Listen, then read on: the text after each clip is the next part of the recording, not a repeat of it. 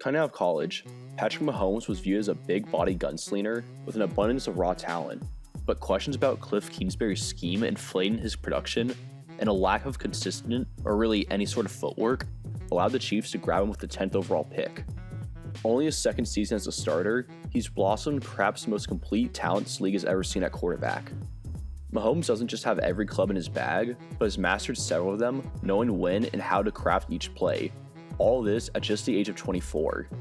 It's not unusual for an NFL quarterback to possess multiple elite tools. After all, these are the 30 to 40 best signal callers in the planet.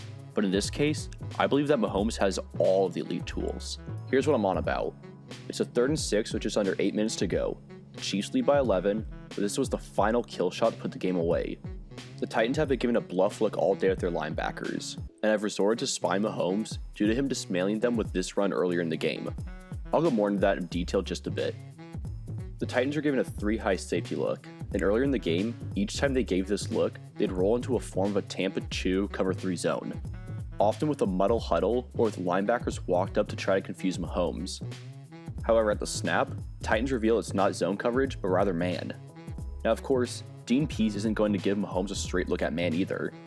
Number 37 Amani Hooker is actually doubled up with Vaccaro on Kelce for the crucial 3rd down, and Pease has doubled Hill on the play with both Logan Ryan and Kevin Byard in bracket coverage. Logan Ryan has anything deep in the outside. Kevin Byard has Hill across the field. Up front, Derek Robinson drops to play a spy, and Jarrell Casey comes across Jeffrey Simmons and Harold Landry on the stunt.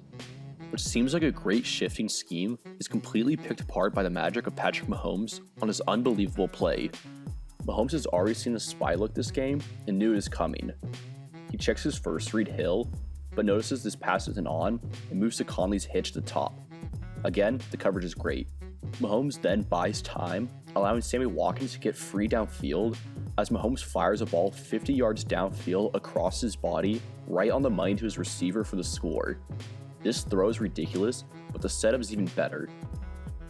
From the end zone view, you can see Mahomes actually reads the stunt in his peripheral vision and gives a head bob fake to the left to set up his block, giving himself a free rollout to the right and time to find a receiver downfield. He's fortunate that Watkins' man slips. Well, he got bodied.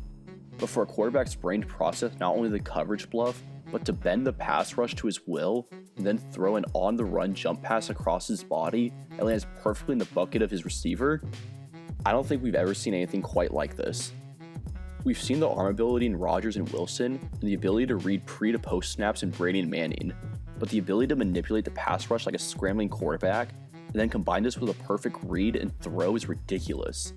Just how do you stop him? When Pease earlier in the game called a perfectly timed cover 3, Mahomes just skipped to the sideline and picked up the 1st down with his legs.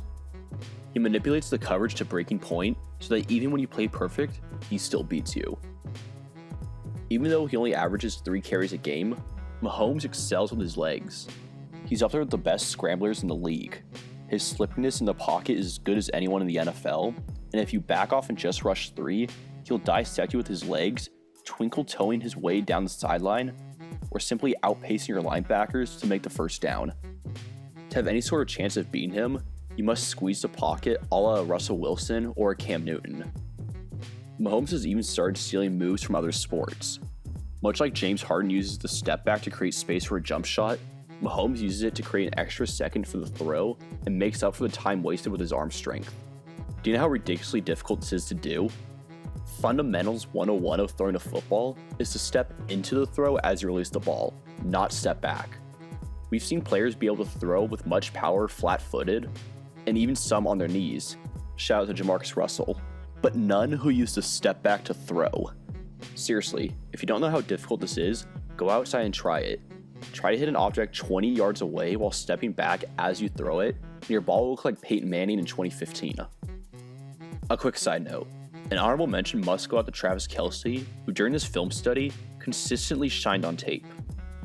At times, he's virtually uncoverable. Too big for corners, too fast for linebackers, and better at both than pretty much every safety trying to cover him.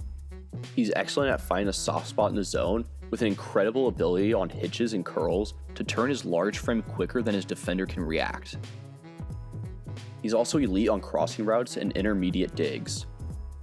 Watch here as Kelce just absolutely blows through the double coverage on this crosser.